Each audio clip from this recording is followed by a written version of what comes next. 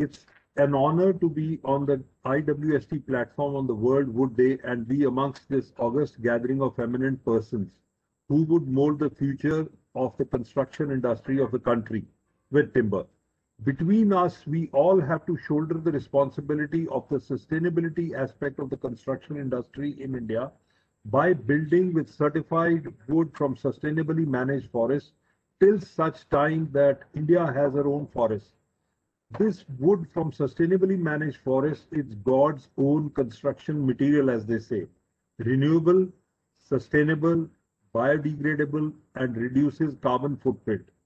We in the Indian subcontinent have had a long historical tradition with building with wood, right from Kerala along the coastline up into the hills into Himachal, Nepal, Bhutan, and Assam, as underlined by Dr. M.P. Singh in his earlier address. We now need to revive this tradition, which was inherently a part of us. There has been a global resurgence of building with wood. A host of leading countries for climate change have banned construction with steel and concrete, except for foundations and below ground structures. When we consider building with wood in India, there are two questions which would be foremost in everybody's mind today as we are continuing with this seminar. Where do we begin and how do we begin? Now, when we try and answer these two pertinent questions, very common sense questions, where do we begin? How do we begin? I think the starting point, in my opinion, is creating this ecosystem for building with wood. The architects who have to be able to think wood, think timber, is the first starting point. And in this whole process, we have to have all the design participants working with timber, structural engineers, designers, and people working with timber to think wood and think differently than other materials. You can't be thinking steel and concrete and working with timber. In order to reinforce what I just said, I'll share the thought process of building with timber, which has to be different. Each material has its own design thought process, which is different from others. So I will just begin by telling you about each material which has its own character, hence the masters of architecture who have sculpted or designed accordingly. I will take you through some slides to substantiate what I mean with some different building material examples internationally and closer to home. The humble brick assumes such monumental proportions in the hands of Louis Kahn, used as structural members as arches. The brick jalis on the right by Laurie Baker lend themselves so well to the local climate of Kerala, yet developing a strong language and a vocabulary of their own. Concrete gains such a wonderful level of plasticity, assuming many forms at the hands of Corbusier in the Corbusier Center in Chandigarh, as we see on the right-hand side. On your left is the Portuguese Pavilion in Lisbon, which is a large phenomenal structure with spanning qualities. What a pretty frame that this concrete structure embraces. And our center on the right-hand side with its water retention structure. Now, my idea of sharing these slides is to highlight the character each material and hence the need to design accordingly. Even more so this is more so in the case of timber. When we examine other unconventional materials like fabric, which has so imaginatively been used by Fry Auto, the images of the Munich Olympic Stadium on the right continue to linger on in the minds of our generation of architects for decades.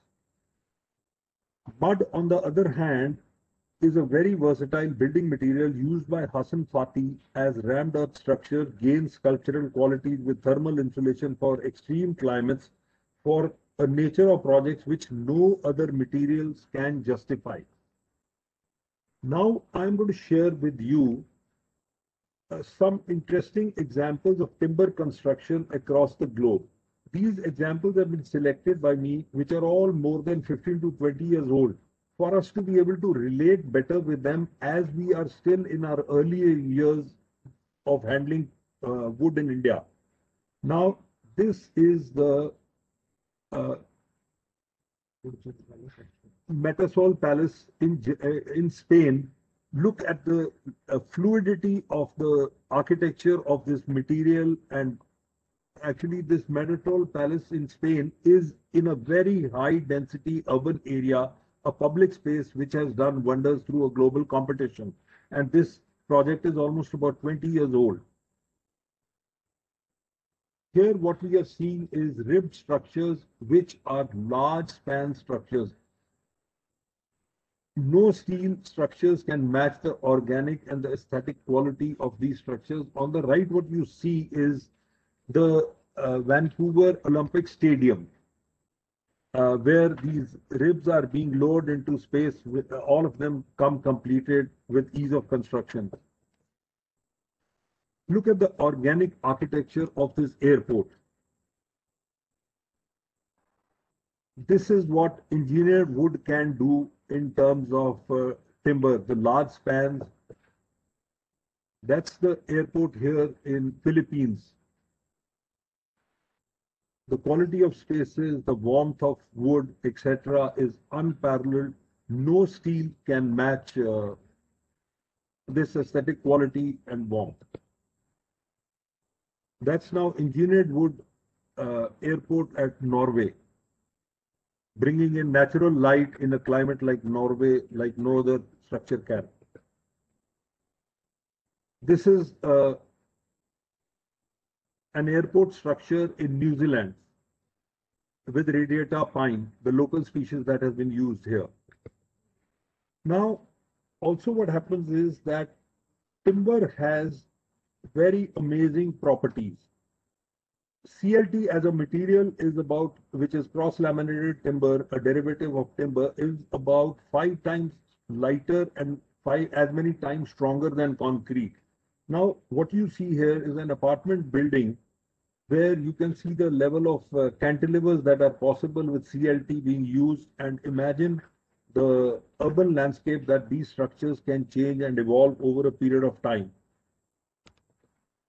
Here I'm sharing with you high-rise structures, both of them about 60 stories tall, done as studies by a set of Harvard students, where they have to build office buildings from residential buildings. Both these structures change the dynamics of structural engineering, as you can see, because of the properties of cross-laminated timber.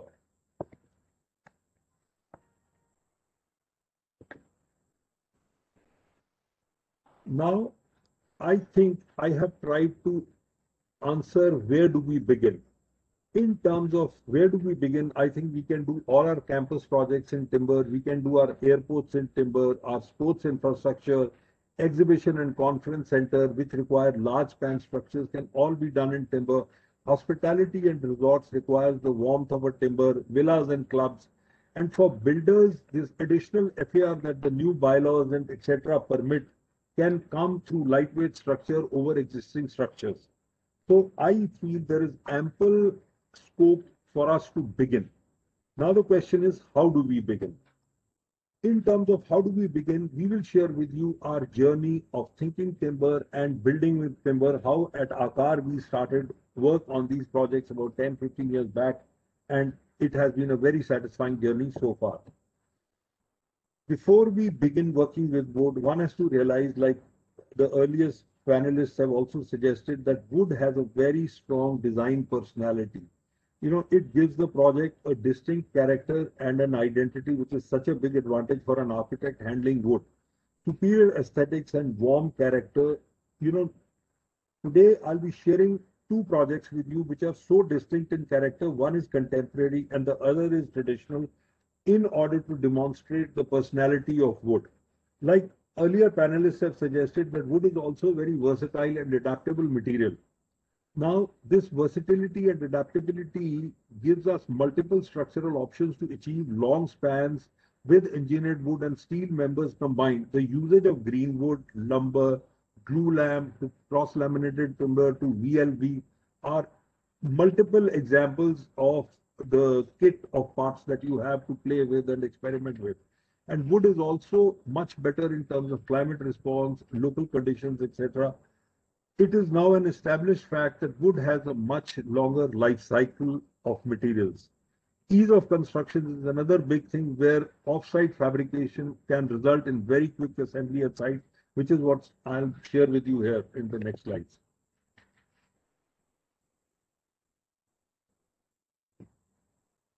My presentation today is for the young architects who are and students who are aspiring to build in wood. Through our journey and thought process, they can relate with themselves and see how these things can be carried forward.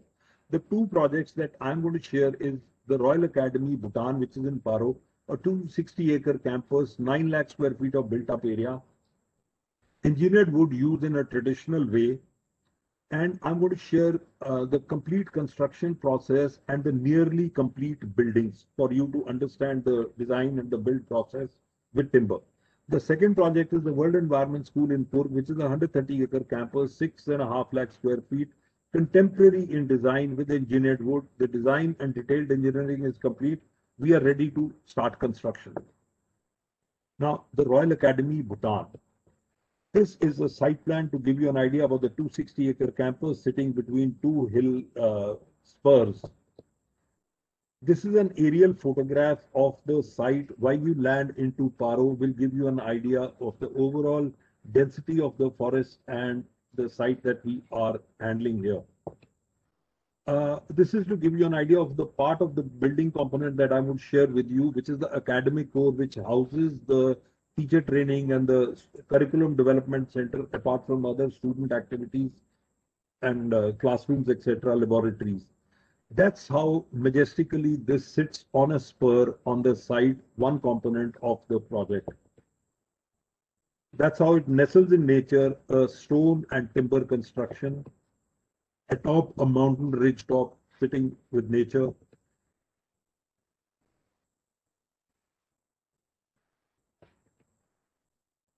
What you see is the proposed central building, the UTSI building, which is the computer center and the library.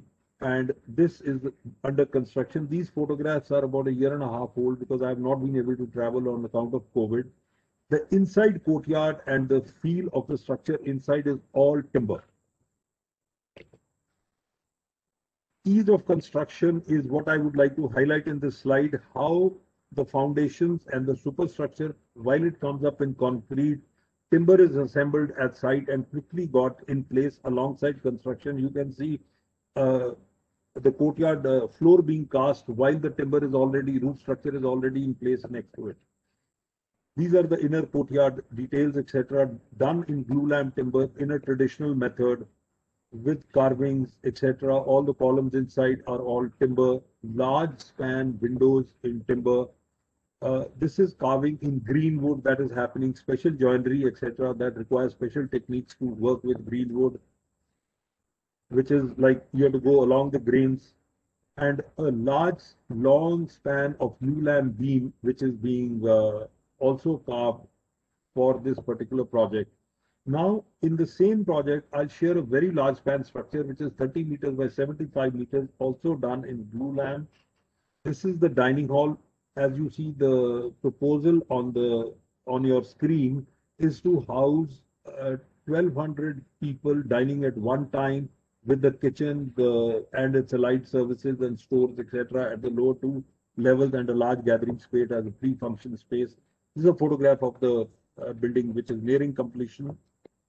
That's the main entrance into the dining hall. The space that you see between the two columns is about 20 meters with 10-meter overhangs on either sides.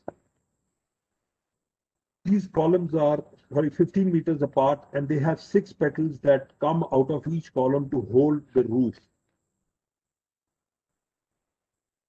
Middle section of the roof profile permits a lot of light that comes in from the side and lights up the inner core areas of such a large space. Like I said, the 6 petals add to the aesthetic appeal of the roof structure. These are some details. Like I said, I'll share with you the entire process of how the columns and the steel connectors connect. How light the ridge in the center is, the ridge section. Now I will show you another large span structure, which is the multipurpose hall, which is again for about 1,200 people in all. with a width of 50 meters across and a length of 75 meters, which is to house 3 basketball courts parallelly. These are some drawings and study pictures of the models of the structure at the office. This is the base work which is coming up at the site, which is going to take the roof, which is the column-free roof. This will give you an idea about the scale of the project with the truck for scale, how these tapering columns will take the roof that comes up here, which is a column-free space of 50 meters by 75 meters. This is when the project is completed, with the royal box at the other end of the structure. Now, we were able to achieve all this glue lamination on site itself, where we cut the forests and put them through a sawmill, through a seasoning plant, into a glue lam shed for the entire construction that you saw. All that we got was one container of equipment from Chris Haring from Switzerland for doing the glue lamination of this entire project that you saw. And apart from this, there are multiple other projects like the student housing and the teacher housing, which are about 90 units, and other multiple areas.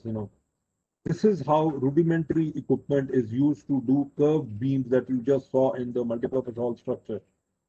Humidity and temperature control. This will give you an idea about the multipurpose hall beams that are lined up prior to being assembled at site. These are the local pine laminas once put together in a manner. Now I'll share the World Environment School with you, which is the academic buildings here, which are medium span structure. This is a 130-acre site, about 1.3 kilometers long, as you see. The main academic core is on a 30-degree slope hillside facing west, where we harness the solar energy over timber roof structures. Here we have, I'm sharing with you a steel and a timber composite construction, which houses tensile structure, which is an amphitheater of 1,200 people. Now, that's the feeling of the courtyards of the academic core that you get with timber construction, the library building, which lets in north light through timber trusses and timber roof structure. Here we have the laterite block and timber, which is what is the materials identity and which is what determines the language of the project. It gives it a, what I'm sharing with you on the screen is a classroom of 10 meters by 10 meters span with a truss with a 3-meter overhang. So the overall truss is 16 meters in length. This truss will be fabricated on the site itself because no truck longer than 6 meters can enter the site. So here, and this truss is very essential for us because it determines our language. This truss that you see across is a version of that, which is about 20 meters spanning across with 2 members in the middle. Now, this truss was so important for us for our a language that, and we wanted it in a certain size of 5 inches by 5 inches. So we decided to do a physical model in our office, which is what the 2 slides indicate, how we did it in 5 inches by 5 inches against our structural engineer's advice of 9 inches by 9 inches, because that would have looked very bulky and thick. So this thinking with timber, experimenting with timber, dirting your hands with timber is what is the key for designers, etc. in this project. Now, at the World Environment School, the same large span structure, which is a 50 meters by 75 meters, is the multipurpose hall that you see on your left here. Now, this is a sketch of the structure, how you have to start thinking of the whole thing. The columns are about 35 meters apart.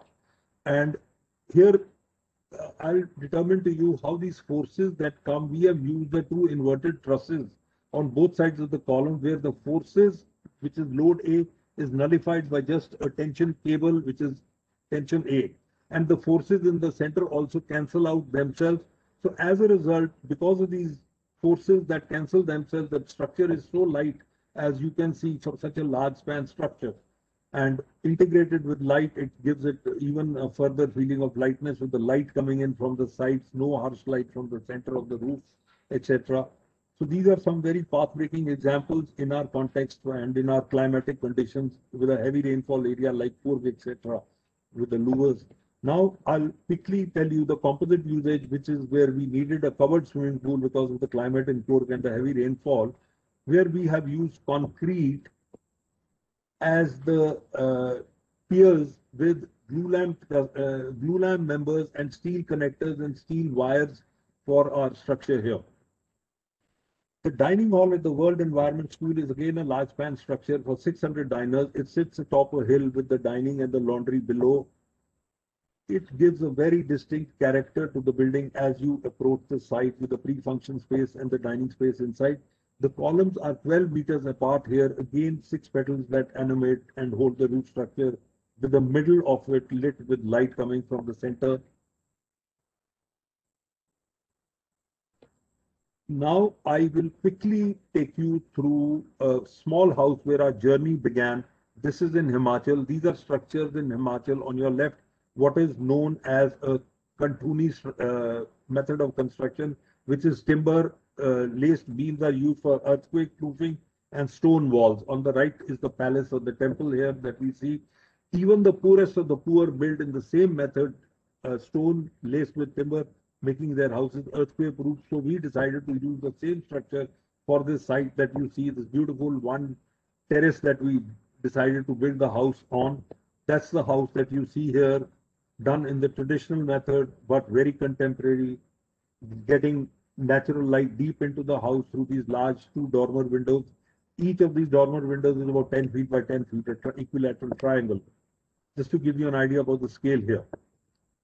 That's the inside of the house that we have right now, with the deep verandas that enclose it on 2 sides, which is the favorable sides of the sun. Some more details of the house. So that's been our journey with timber.